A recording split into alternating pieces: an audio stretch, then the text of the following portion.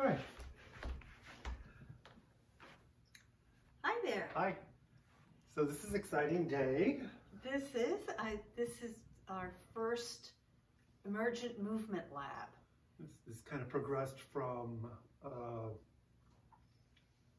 you've been doing the Pilates Continuum series, and I've Fascial been doing Pilates and Continuum. I've been doing energy and motion, and we've kind of gone our separate explorations for a couple of months. Yes.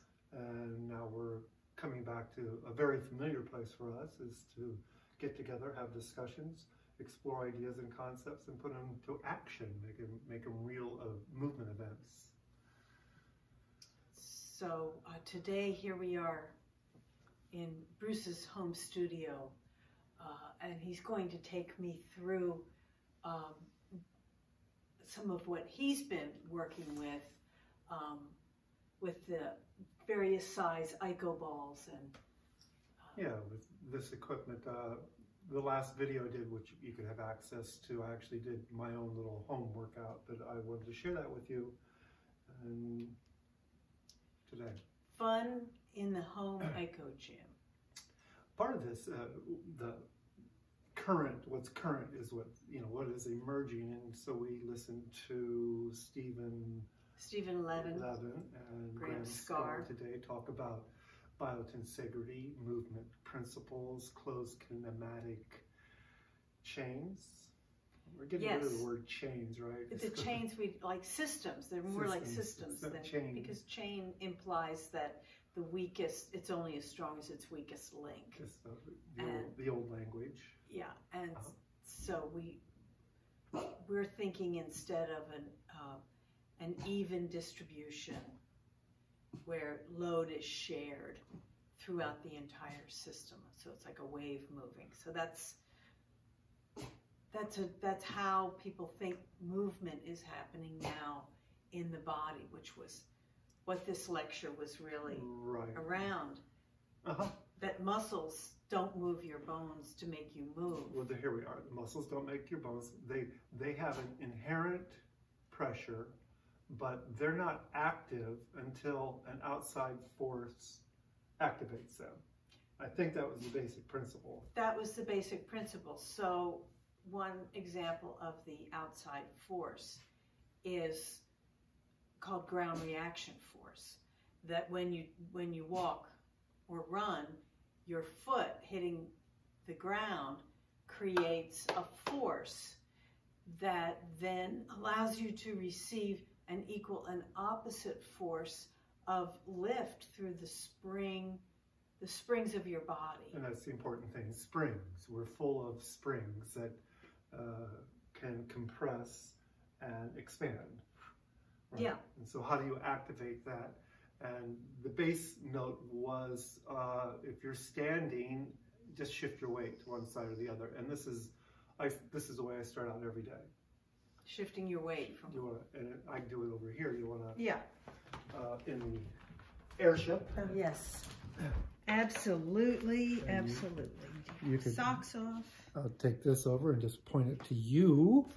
Now, I like to use this airship not centered.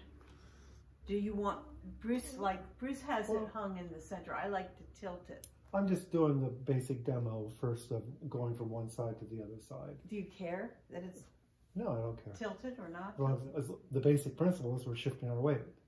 And so... That's what I'm doing. Well, get your feet. It's not tilted. Okay, get your feet. So what I do when I step into the airship is that I just go into a very slight auxetic expansion. I expand my tissues all around, feeling the full volume. And so I'm pressing my feet down more, pressing the occiput into the back bar. So I really feel a strong supportive back line all the way down my back to my heels and under the bottoms of my feet. All right. So you're kind of like on stage 3. So what's it like just to be here for any of us? You know, if I'm here and I shift my weight to the right. And I allow the one thing would be if I take my left heel off the ground slowly. Let me go back to center. As if it's being pulled down to the ground, and I just bring my left heel. Now I know that my weight is all on my right side. And then I can go back to the other side. I go through my left foot and slowly make the sequence of lifting the right heel off the floor. Just the heel? Well, you can go as far as you want, but the heel's the first part that's going to lift in this gradual sequence of shifting weight, which is a primary skill.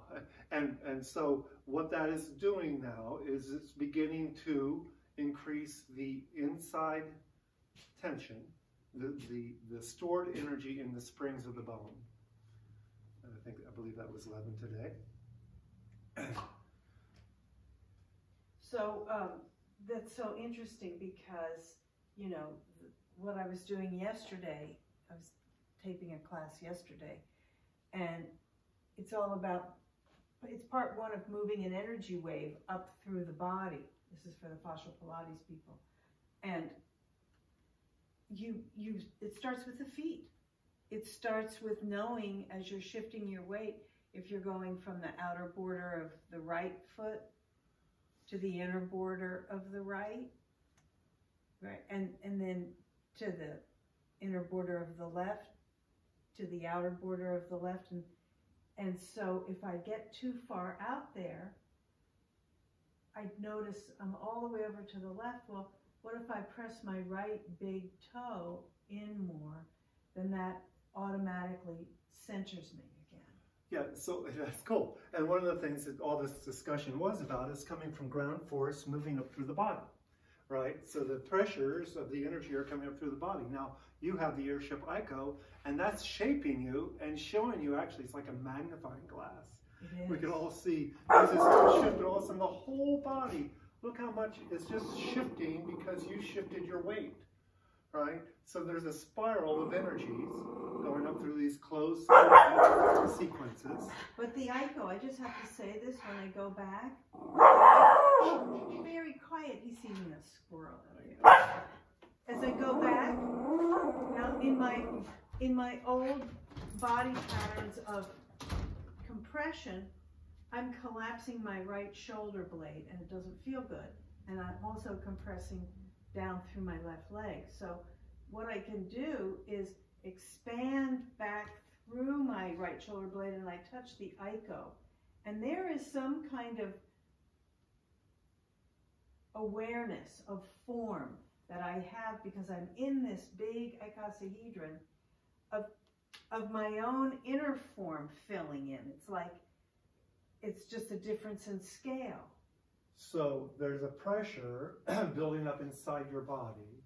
When you meet resistance, ground force reaction is a resistance. That's right. That pressure comes and builds up inside your body. And as it builds up inside your body, you begin to expand. Yeah. And you're filling up that from the inside out of your skin. And of course, the IKO then is giving you feedback, right? So it's a pressure point that also comes in like ground force reaction, right? Yep. Innervates the springs, and then you begin to fill up the shape. And in this case, you're filling up the shape with the geometry of life, basically. You know, yeah. If we're into the biotensegrity language, yes, the geometry of life. It doesn't matter where you put your hands either, right? It's just another extension. And so also going like this, I love getting in here. And well, another thing is, here's another thing I do. When I get in it, like if I change it, all right, I do know that I have options, like I can go in through this diamond, or I can go in through this triangle, and that's so I can change different relationships. Well, maybe they should call it closed kinematic change. Because there's your structures, or your closed kinematic structures, and now there's a new geometry for you because of your potentiality as a human to move in that. And so you're retraining or reinforming or reinvigorating your body now on these whole different angles of support. Yeah. Which, you know, to the eye of the beholder, the eye of the observer, this is a beautiful line. Well, the amazing thing with this is that you feel the support. It's like, oh, come on. Wait a minute, there's a part of my body where I just kind of didn't let myself fill into with the same amount of inner tone. Well, this is kind of the idea. So, we were talking about isometric, isotonic contractions. Not contractions, muscles, not a contraction. No, it's an isometric or isotonic contraction. Okay, so the word contraction stays. All right, that's fine. Because that's what it's called. Okay, yeah. So that is where there's not one pressure or force taking over all the others. There's the muscle in an isometric contraction is kind of in a balanced state. It's not lengthening or shortening. An isotonic, the tone is not decreasing or increasing. Right, so it has a consistency Resting to it. It's not like I'm picking up a bicep and pulling it and well, that word's not even appropriate anymore, but you know, it's how you're using your energy. Right, because you're not shortening. And this one is a sustained, continuous use of energy. Which, yes, it is a sustained, continuous. And so there's a little slight resistance to it, right? Well, I'm adding more tension. And that gives it shape, and that builds up, well, what it does is it makes the muscle expand more, right? Yeah. So the muscle's expanding more through you, so the whole body system then begins to expand more. You fill up the shape from the inside out. Well, it's an auxetic expansion. You fill up the shape from the inside out. It's radiating energy 360 degrees. 360 degrees. Well, this redefines what it's like to put quotes around the word stretch. Like in a yoga pose and so forth. What you're doing is filling up the space from the inside out. That's what you're doing. That's right. Nice, yes. Yeah. And I'm going to show you that next. Okay. Oh my God. So yummy, so yummy, so yummy. Oh, okay. Okay. I could go on and on. I know you can go on and on. That's why I gave you your 15 minutes. Give me a moment with that airship, please. Now we'll come back over to this. Okay. I'm excited about showing you some of this. You won't need that. You're going to sit on the ball. Okay, facing this way? I hope this is set up. I wonder if I should move this. You know, I'm a little taller than you. Yes, so I'm going to bring this, because I want you to put your hands in here and be comfortable. I think we're probably good. Like this? If I have to lower it, You might have to lower it. I think you'll be fine. Am I gripping with my hands or letting my wrists just hang? My hands hang. Yeah, the word gripping is out of the language. So we don't talk about grip. Your feet are on the ground. Okay. And maybe I should, you might not even need this. Let me do this. So we were talking about ground force, right? I just have to move this ball. Yep. That's center. I'm really grounding your feet down here. I think these probably need to be lower. I can't just simply do that. Oh. So we could stop everything and start over. Well, let's just do what we're going to do, and we'll see. Now, boy, that's a lot of sandbags on my feet. That is. You've got 30 pounds on each foot. You got three. I think they're more than 10 pounds each. So they're a good amount of weight. So I got 60 pounds of sand on me. Yeah, you're being pulled down to the earth. Your foot has to be flattening out and widening, right? It's doing that. So now we're going to go into a breath pattern. So inherent in breathing, right?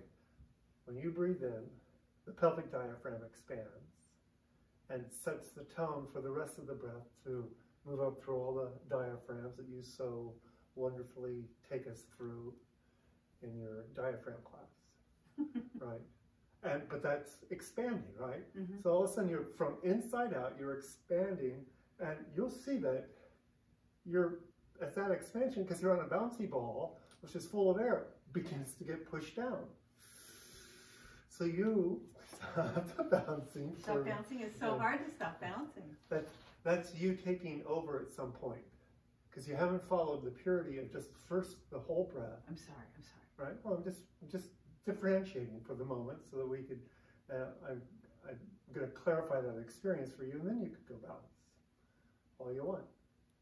But so there's the breath in that expands down into the ball and then moves up from the inside out against all the muscles in your torso and your ribs and so forth, fills you up, and then exhale back down. And so the exhalation is a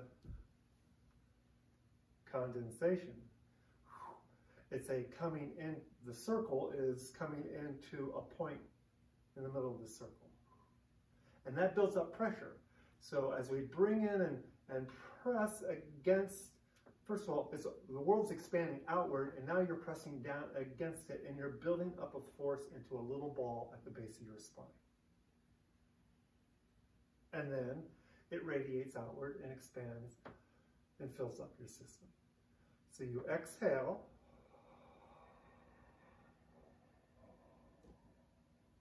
Into a little ball, and then let it radiate outward from there.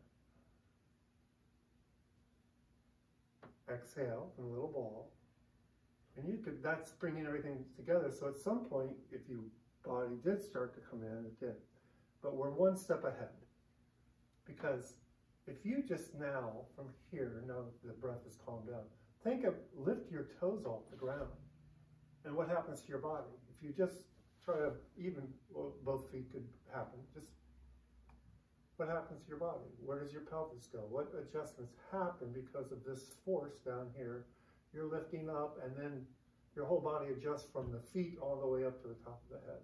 Well, yeah, I go back. You're going back, and then push them down. Yeah. And now you came forward, right? Yeah. So now we got a sway going. And that's also about how you're placed originally on the ball. You might be back already a little bit, I don't know. So. Yeah, but it's also so much about how the state of your fascia and how your bones spin and how they are working in concert with one another. You know, sometimes there's all sorts of weird placement, but this really... So let's try this one. Just do the right leg, the right foot. Yeah. So the ball wants to go, talk about shifting your weight from left to right, right? So interesting. Right, now you put that foot down and then pick up the left toe. Try to pick up the left toe. There's your shift. Look, you're picking up all the way. You're picking up your foot. I don't have any resistance. I know. I get to You know what would be really nice? If I had a ball between my knees. Well, we could do that. There's one right there. We could do that addition. Oh, this is a thin one. I have a bigger one. Well, let's try this first. Well, you've changed again, but you've narrowed, and we're still the sequence from shifting your weight on the airship. You know, from the lecture today was shifting your weight. If you want to start walking, you need to first shift your weight to one side or the other. So that was that idea. This is shifting your weight. If you try to... It's shifting my weight. And your pelvis then is going on the ball, which is what's so cool about this, because now your pelvis and your feet are connected to shifting your weight, and it's then moving up through the rest of your body. Well, this is exactly what I do in my fascial Pilates. It's so funny. Yeah. Yeah. It's just now you're it's magnified, so to speak, you know, resistance and points magnified and experienced there. Well, you really have to keep down the four corners of your feet with 30 pounds on each foot. That's one interesting thing. And then also to keep the arches active, so you have that pump going. But the other thing is that you can just do figure eights, like horizontal figure eights with the bottoms of your feet and then with your pelvic floor. Can you create that on the ball. Can you create the figure eight only with your feet. And not move my pelvis? Not think about moving your pelvis, but just see what it's like to shift the weight. And then when you shift back to the other side, obviously you'll move to the other side. You're on a rolling ball that's spherical, so you're going to do some sort of sine wave figure. I think what you're meaning is not do it with, you're not leading the movement from your pelvis, you're leading the movement from your feet. Right. It's not that you're not moving your pelvis, because if you're not moving your pelvis, then that means you're gripping and not allowing the energy wave, because it will move. That's just the way we are built. But what I do is not move my pelvis. I imagine, using the imaginal, I guess, that my feet are like 300 feet down into the earth, more than they were before. So I go way down to find my feet grounded and do the figure 8. So I've lowered the floor 300 feet in my, okay. And then as soon as I do that, my head opens up. So then I do that whole expansion through the vertical. So now you have another element of the here and now, first order sensations being present, yeah, which you can't ignore. Yeah. And it's affecting your movement. Yeah. Now back to the study. Yes. Were your arms tired? Yes. Mine sometimes get a little tired. Why are they just hanging there? Why are they just hanging there? Yeah, in this. I mean, all I was doing, they were just hanging like... Well, it gives you have a point of reference now from up here. That's and your true. shoulders are free, so they're floating. That's also going to help all of this if you figure 8 it. But let me show you where it goes to. Yeah, but it's too high for me. See, the elbow is not... See how much higher it is than the shoulder? I don't think it'll, from the next thing I want to show, affect too much. Okay. Because it's all responding to whatever shape is there. I want you to map out your pelvis. I want you to go front. In movement? Yes. So what does it take to exhale? You have your breath down to the base of the spine. Exhale and bring it forward. Inhale, bring it back to center. Exhale and go back. Come back to center. You can play with the breath as much as you want there. Go to the right. In your imagination, directly to the right as far as it goes, and let it shape your body. Of course, as we get warmer, it'll begin to readjust the whole body around this. Now you went to the other side. Great. Now we'll go back and front again. Back, same line. Front. And you could begin to let it grow if you want to. I can do can I do figure 8s? Not yet. Oh. Well, you might end up doing it. But if you give yourself, but your part is one breath front. If it figure 8s for you to the front, it does. Then one breath back. Now you're coming back to center. We're getting warmed up. Go to the side again. But coordinated with the breath, so that you're coordinating the expansion and the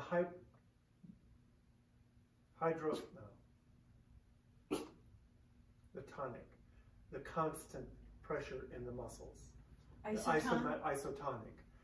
You're keeping a constant pressure in the muscle. And then your mind imagines it this way, and I go as far as I can to the right or the left. How far can that go before I come back to center? Now we've done all the crosses, go to the front right diagonal, which really gets fun. And that's how far it can go in your imagination, and keep the tension and go to the back left diagonal. And this really begins to shift and teach you all sorts of new stuff, right? Oh my God, yes. And then to the back right diagonal. And you're just moving through this volume. And you're keeping it connected with your imagination. How far can that line go that I could stay connected with the muscle height, the intensity of the muscles without getting too contracted? Or what do they need to do to sustain this movement and so forth? I'm just, so it's not a bicep curl, but it's a because your whole body's doing this at this point. No, it's an energy wave. And the back right, or the back, well, it took you to the back, that's fine. Don't forget that you can always switch and now explore that whole back left diagonal for yourself. This is a little too short for me. It creates more tension. So you got, I would like in you my can only, body. at this point, only go so far. Yeah. So And I'm then- not going, that's right. So when there's too much tension this way, it shapes your body. it shapes my body. And you need to be in coordination and direct relationship with that shaping that feels right for you. Yes. I don't, you know, when I get to a certain point, like, it's interesting to see, there's a learning here. If I go, like, if I stay connected with my right, the back corner of my right heel, my right sit bone, I keep filling up that back, that whole back sphere of my kinesphere. Yeah. And I, you know, I just have to keep working the connections so that there isn't a place where I give up this and go beyond where the range is safe. You're always in control. Yeah. And yes, you might be able to go there, but what shape will it be? Mm-hmm. And you get to know what shape it is for you appropriately at this point. This is genius. I mean, I love it because I get to, I have to move my feet out of these sandbags. I get to explore what my space is. Like, how do I move Now, safely here in is, space? Here's the coup d'etat, the coup d'etat, the coup de grace. Coup de grace. The best of the best. If you want to put your foot under here again, I'll show you what's kind of cool. Because you're now going to pick up your toes and roll back to the back as far as you can go. And you're going to open up here in your psoas at some point. A tremendous amount of realignment, strength. Now I have it so in mind I can go back when I'm ready, because now you're pulsing through the body, so the body keeps readjusting and you keep making new pressure systems, right? So now we got that far on that one. Yeah, now the arms are coming closer because that's what's dictating the movement and the pressures. And of course, at some point it may take you forward, right off, you know, and then we get to go to here. Does that feel good to your pelvic tucks and tilts, and your lifting of that magical core everybody talks about? Well, there's so much that we could teach from here. Like, I could take you through the whole diaphragm release. Now here, go back to the breath. The condensing of the breath to one specific point as you go back. Keep exhaling all the way until you can't anymore. And then radiate. Beautiful.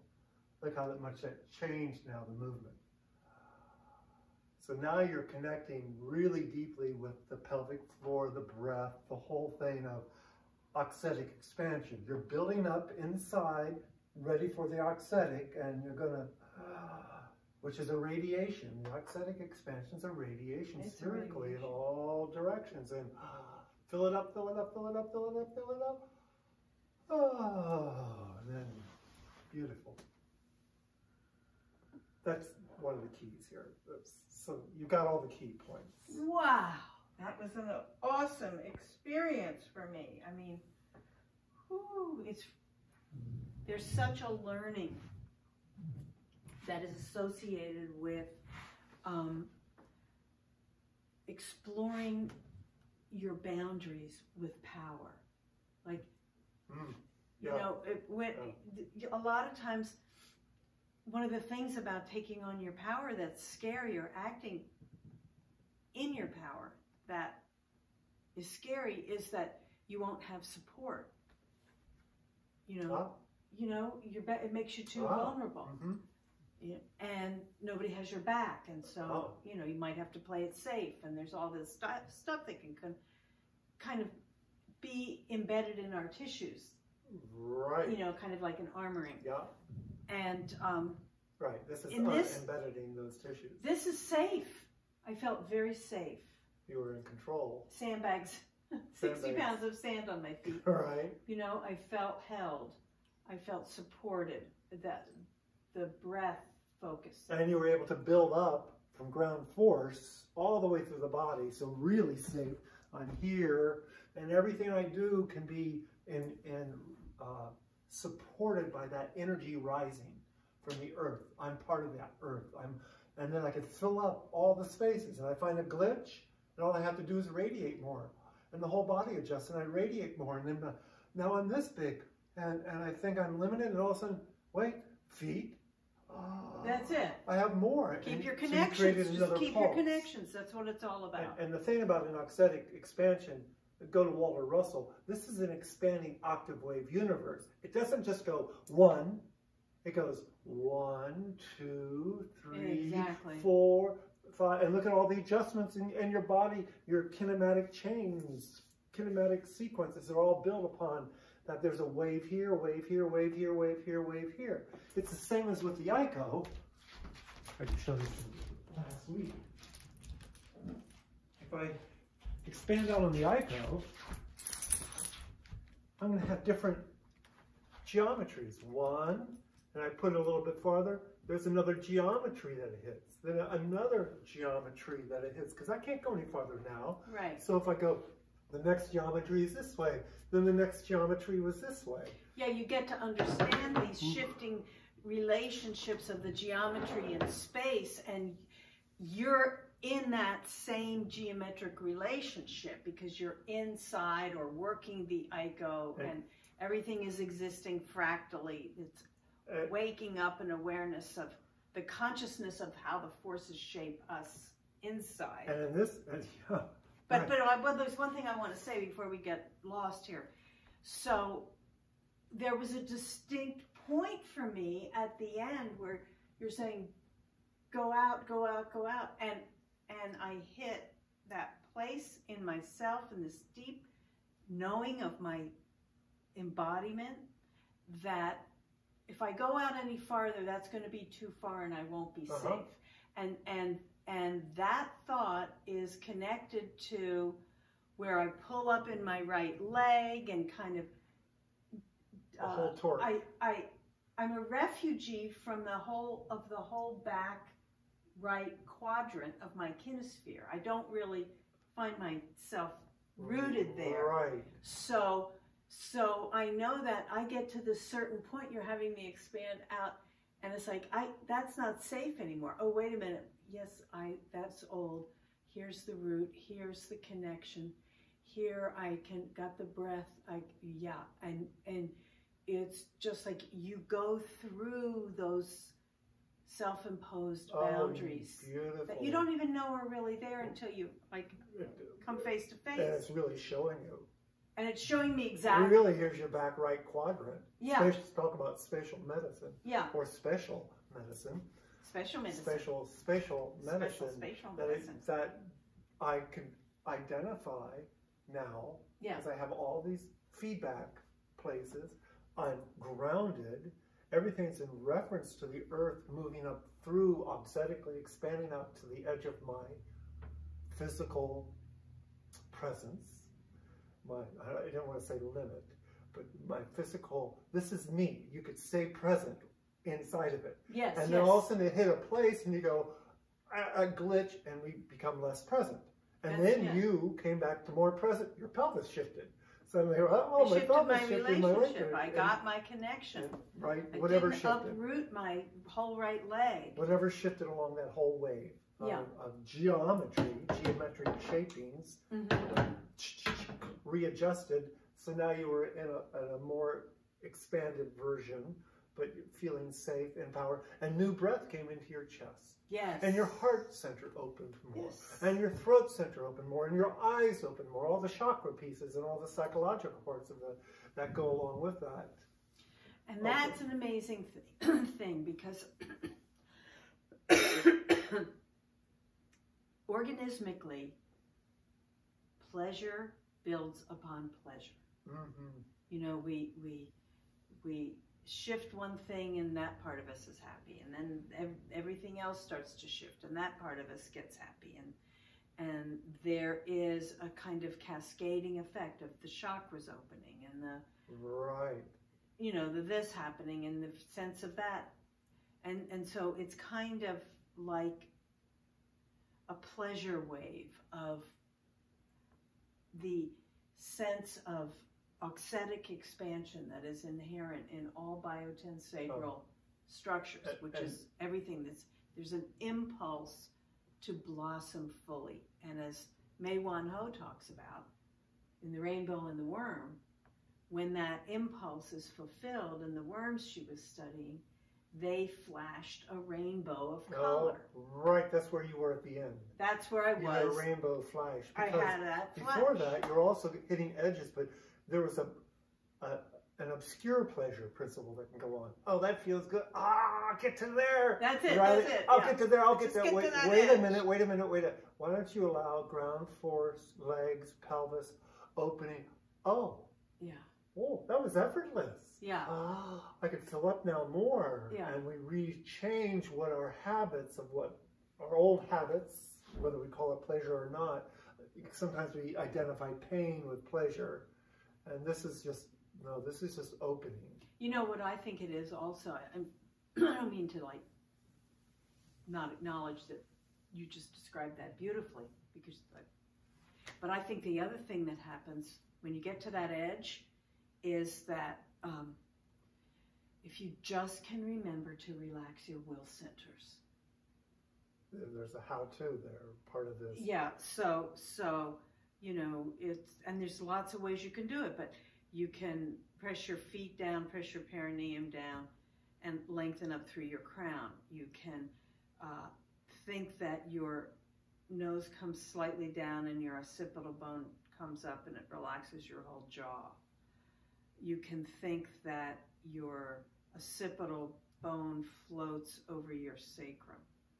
Oh, that's why we have this one here. For that. But that gets you out of your will centers. And when you get out of your will centers, because sometimes what happens, it's so interesting, is that the will centers take over, and so the body begins to go into a spinal extension, and there is a push, but it meets a sense of resistance because it's not balanced. It's gone beyond its functional range because it's not backed up by the power of the opposite thing, which is the flexion inward. And that's that whole fundamental wave that we've been working in the spine. And what we need to simply do is find the balance point between those two. So it's just that you hit that edge and there's a habit of saying, oh, the ego is going to push through that resistance, but actually all you're doing is reinforcing the resistance. I look at it also, what you're talking about is a glitch in the wave. Yes, it's a glitch in the wave. You're talking about the will centers, and up here, the chakras in the back of the body are the will centers. Here's where we see and hear from, up in the head. Yes. And so we start listening like this. Or we start looking around like this, and we're not seeing spherically 360. We're not seeing auxetically from the center of the cosmos. And every cell in your body is sensing. That nervous system runs back down into you. Yes. And reinforces the glitches. So, you brought me to the last bit. Okay. Where is the ball? Oh, right here? No, the other one. The big... Creep over here. Let me show you, because I think this part will be easier than at this point because of the setup and everything. So I want to just include with this exploration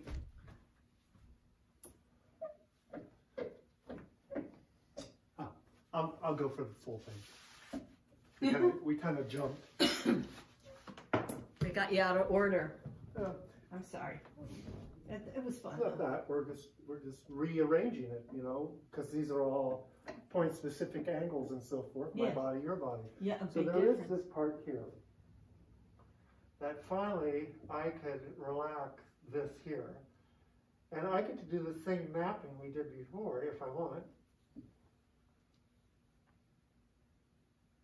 Are you mapping in your head? Well, I'm mapping in my pelvis. I'll map in my head after my pelvis, right? Okay, go ahead. I thought maybe I could get down. Yeah, I can kind of. Are you sitting on the ball? Barely, right? Yeah. I'm just setting up a situation that my neck is free, that's all, really. And that was this side, but going back to where you were on the ground then, talking about the neck and the well centers and all of that. I have this support then also, some sort of support. We're fishing a little bit here because I did not get into this organically, you know what I mean? When I get into it organically, it's a little different. Yeah, yeah, sure. Positioning, everything's in the right order. Yes. Let's Looks see. good. But I have. You want me to help you pull that down at all? No, you got it. I don't want to go too far with it. Anyway, there's my support.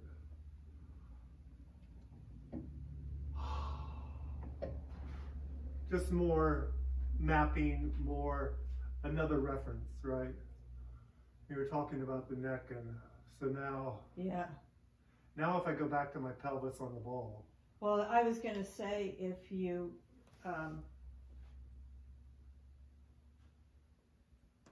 try doing it from your feet. Try finding that figure 8 from your feet and not your pelvis. It ultimately is shifting of the weight from the feet. And it's not fun. Yes, it's not doing the pelvis. Of course you're doing the pelvis, but you're not doing it from the pelvis. That shifting of the weight from the feet is the amount of pressure and where one pushes and one pulls. Like you did over there. Yes. And the beauty of it is, I shift my weight, I pull my right foot off the ground, or I pull my left foot. But there's also rotation. And so it's push-pull with a rotation.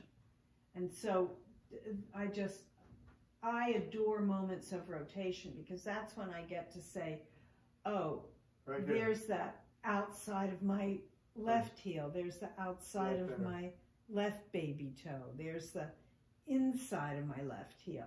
There's the inside of my right heel. There's the outside of my right heel. You see, you can just track the four corners of the feet. They're like pillars at the ends of the arc of rotation. One of the things about those arcs of rotation in your figure 8 then, is that if I'm going out here, my force is on the outside. But now I'm coming down and I'm coming over here, and from this reference, my force is on the inside of the circle. Right? So now I'm pushing out as I'm being pressed in.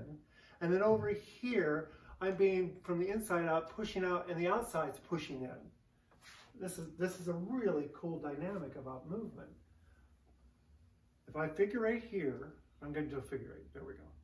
Now, from reference of here, it's like if I'm going to pitch a ball, all of a sudden I'm going to throw it over here, right? But the forces on the inside is pressing out, so I have something to press against for pitching it.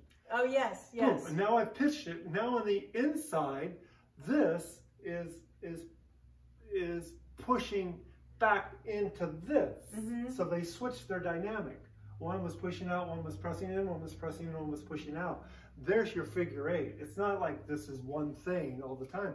There's a dynamic more here, and then the dynamics here. Yes. So there's always, this is what I love about doing figure 8s in this way. There's always a push and a pull within a figure 8. And the coolest thing is when they shift their relationship, and pull turns into push, and push turns into pull. And that's happening at the rotation points. And then when you connect your breath to it, right, one sucks and one presses. So your breath is doing the same thing. to facilitate this movement, I may need to pull in more while I push out. Right? So now my belly pulled in, all this spiraled like this as this came around. Yeah.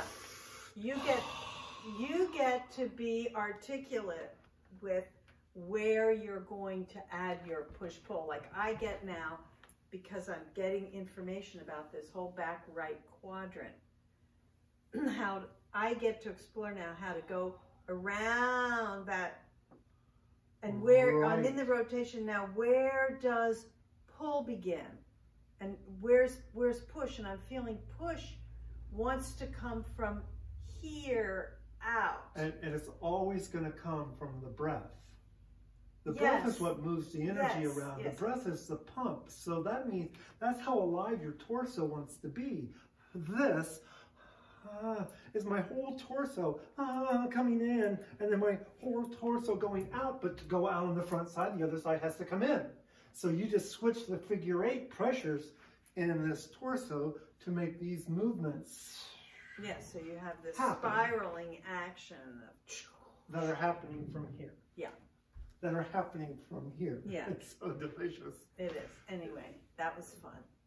Thank you. You're welcome. Thank you. Great. Okay. Great discoveries. Yes, a lot of fun. So that's that. I think that's it. I think we're done. All right. Anything else? Hasta la vista, baby. So see you later. Next week we'll explore something else.